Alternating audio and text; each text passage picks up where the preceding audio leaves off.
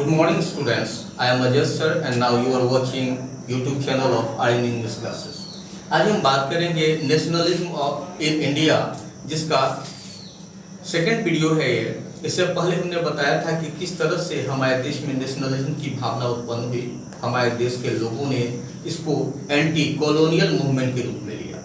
किस तरह से गांधी जी 1915 में जनवरी में इंडिया वापस लौटे और उन्होंने एक बुक लिखा हिंद स्वराज्य 1909 में, जिसमें सबसे पहले उन्होंने इस बात की चर्चा की थी कि अगर अंग्रेज हमारे देश में इतने लंबे समय से शासन कर रहे हैं, इसका मतलब है कि हम लोग उनका सहयोग कर रहे हैं। और इसी बुक के द्वारा गांधी जी को यह आइडिया मिला कि हमें नॉन कोऑपरेशन करना चाहिए। गांधी जी का यह मानना था, विचार था कि अगर भारतीय उनका सहयोग न करे तो अंग्रेज ज़्यादा दिन भारत में सर्वाइव नहीं कर सकता। इससे पहले वाले वीडियो में मैंने आपको दिखाया था जलियांवाला बाग हत्याकांड तक के इवेंट्स को। यहाँ देखेंगे उसके बाद सबसे पहले जो है फर्स्ट वर्ल्ड वॉर जिस समय समाप्त हुआ, मार्च 1919 में दो भाई थे, एक का नाम था शौकत अली और दूसरे का नाम था मोहम्मद अली। इन दोनों ने मार्च 1919 में बॉम्बे में एक संगठन बनाया जिसका नाम रखा खिलाफत कमेटी। वास्तव में खिलाफत कमेटी था क्या?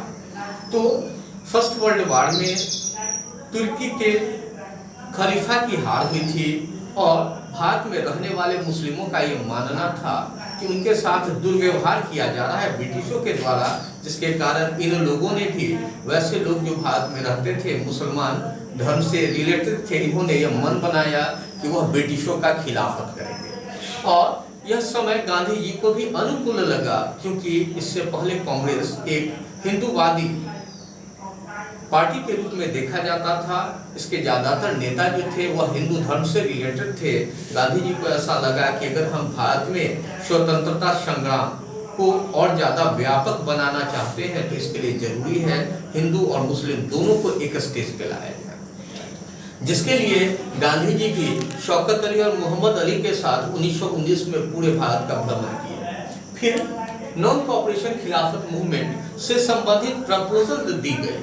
अब यहाँ नॉन कोऑपरेशन और खिलाफत मूवमेंट को कंबाइन कर दिया गया और 1920 के सितंबर के कैलकाटा सेशन में नॉन कोऑपरेशन खिलाफत मूवमेंट से संबंधित प्रपोजल जो है कांग्रेस के अधिवेशन में दिया गया। लगभग 2-3 महीने तक लंबी बहस हुई और अंततः जो है कांग्रेस के कुछ लीडर्स का मानना हुआ कि नहीं, ये पास कर देना चाहिए, जबकि कुछ लीडर जो थे ये इसके अपोज में थे। उनका मानना था कि अब हमको इंडिया एक्ट मिल गया है जिसके तहत जो है कॉन्स्टिट्यूएंसीज में हमारा भी अधिकार हो सकता है। लेकिन अंततः जो है नॉन कोऑपरेशन खिलाफत मूवमेंट दिसंबर 1920 में पास हो गया नागपुर सेशन में। लेकिन इसकी शुरुआत जो है जनवरी 1921 में हुई। नॉन कोऑपरेशन खिलाफत मूवमेंट का प्रभाव जो है सबसे ज्यादा शहरी क्षेत्रों पे रहा। यहाँ रहने वाले जो भी स्टूडेंट्स थे, टीचर्स थे, वकील्स थे, इन सारे लोगों ने अंग्रेजी स्कूल में जाना छोड़ दिया, अंग्रेजों के लिए काम करना छोड़ दिया। इन लोगों ने विदेशी सामान का बहिष्कार करना स्टार्ट किया और लगभग 1920 और 21 के समय जो अंग्रेजों का अपना टेक्सटाइल मार्केट था जिसकी वैल्यू लगभग 102 करोड़ रुपए थी, वह गिर के 57 करोड़ रुपए हो गया। 1920 में ही CR दास यानी चित्तरंजन दास और मोतीलाल नेहरू, इन दोनों ने मिलकर एक नई पार्टी का गठन किया और नाम रखा स्वराज्य पार्टी। इनका मानना था कि अगर हम चाहते हैं कि हमारी स्वतंत्रता संग्राम तेज गति से चले, इसका मतलब है कि अंग्रेजी पार्लियामेंट में हमारा भी योगदान होना चाहिए। ये काउंसिल इलेक्शन लड़ने के पक्ष में थे, जबकि कांग्रेस के दूसरे लीडर्स का यह मानना था कि काउंसिल इलेक्शन हमें नहीं लड़ना चाहिए, इसका बहिष्कार करना चाहिए। 1920 में होने वाले काउंसिल इलेक्शन में किसी भारतीय पार्टी ने हिस्सा नहीं लिया, सिर्फ एक पार्टी ने हिस्सा लिया जिसका नाम था जस्टिस पार्टी, जिसने मद्रास कॉन्स्टिट्यूएंसीज में इलेक्शन लड़ा। इसमें जो लोग थे उनका मानना था कि इस तरह से उनको ब्राह्मणों से अधिक अधिकार मिल सकता है, या ब्राह्मणों को जो अधिकार समाज में दिए गए हैं उसके अनुरूप इनको अधिकार दिया जा सकता है।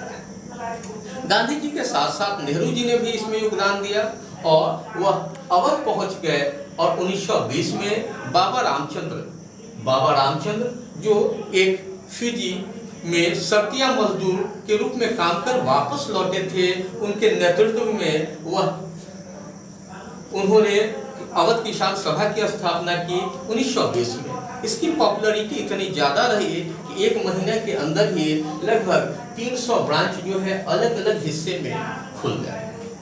बाबा रामचंद्र जो है वह अंग्रेजों का खिलाफत करते थे, क्योंकि वह खुद भी एक बाउंडेड लेबर रह चुके थे और फिजी में काम कर चुके थे। ठीक बाबा रामचंद्र की तरह ही एक और नेता था जिसका नाम था अल्लौरी सीताराम राजू। अल्लौरी सीताराम राजू गोरिल्ला वॉरफेयर जानता था। लोग ऐसा मानते थे कि अल्लौरी सीताराम राजू जो है जो भी प्रेडिक्ट करता है, भविष्यवाणी करता है, वह सही होती है। उनका यह भी मानना था कि अल्लौरी सीताराम राजू को गोली लगने से भी कोई प्रभाव नहीं पड़ता और वह हर एक तरह के बीमारियों को ठीक करने में सक्षम है। लोग अल्लौरी सीताराम राजू को ईश्वर का अवतार मानते थे और अल्लौरी सीताराम राजू ने गांधी जी के समर्थन का मन बनाया। उसने अपने समूह के लोगों से कहा कि वह बुराई का कर्म छोड़ दे, ड्रिंकिंग छोड़ दे, एक दूसरे से लड़ना झगड़ना छोड़ दे। लेकिन फिर भी उसने गांधी जी के द्वारा दिए गए जो मार्ग था, जिसको नॉन कॉपरेशन खिलाफत मूवमेंट कहा गया, उसमें हिस्सेदारी तो की, लेकिन उसका यह भी मानना था कि हम अहिंसा के बल पे अंग्रेजों से आज़ादी प्राप्त नहीं कर सकते, जिसके कारण उसने हिंसा का सहारा लिया और अपने फॉलोअर्स को गुरिल्ला वॉरफेयर का ट्रेनिंग दिया और अंततः जो है अंग्रेजों ने उसको 1924 में पकड़ लिया, कैद कर लिया और उसको फांसी की सजा दी। इस तरह से अल्लौरी सीताराम राजू अपने एरिया का एक फॉक हीरो बन गया। जिस क्षेत्र में रहता था उसका नाम था गुडेम हिल्स, जो आंध्र प्रदेश में स्थित है। 1859 में एक एक्ट पास हुई थी जिसका नाम था इनलैंड इमिग्रेशन एक्ट। अब जो है यहाँ बात कर रहे हैं प्लांटेशन में स्वराज्य का क्या योगदान था। तो जो वैसे मजदूर थे जो प्लांटेशन में काम करते थे, प्लांटेशन मेनली वह खेती होता है जिसमें बड़े पैमाने पर चाय, कॉफी, रबर वगैरह की खेती की जाती थी। बहुत सारे ऐसे ब्रिटिशर्स थे जो इस प्लांटेशन के मालिक हुआ करते थे और यहाँ जो काम करने वाले मजदूर थे उनको बाउंडेज बना दिया गया था इनलैंड इमिग्रेशन एक्ट के द्वारा, जो 1859 में पास हुआ था। और यह देखा गया कि इन प्लांटेशन में काम करने वाले जो वर्कर्स है बगैर किसी ब्रिटिश के परमिशन के या अपने मालिक के परमिशन के उस प्लांटेशन को छोड़कर नहीं जा सकते थे। अब उनको ऐसा लगने लगा कि हमको भी खेती करने के लिए जमीन मिलेगा।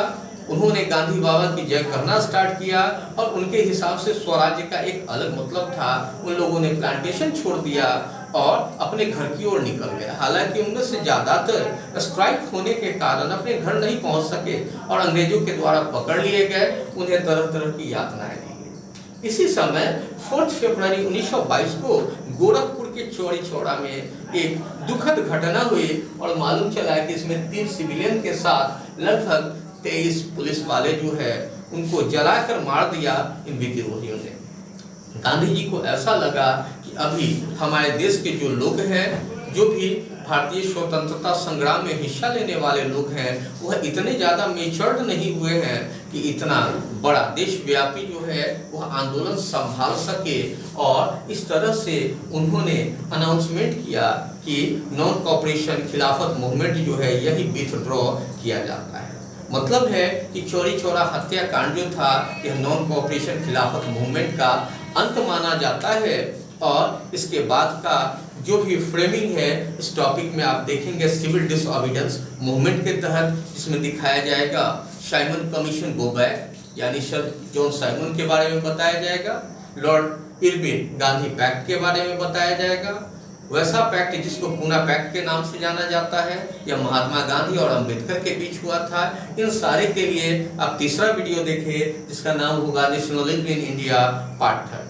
धन्यवाद।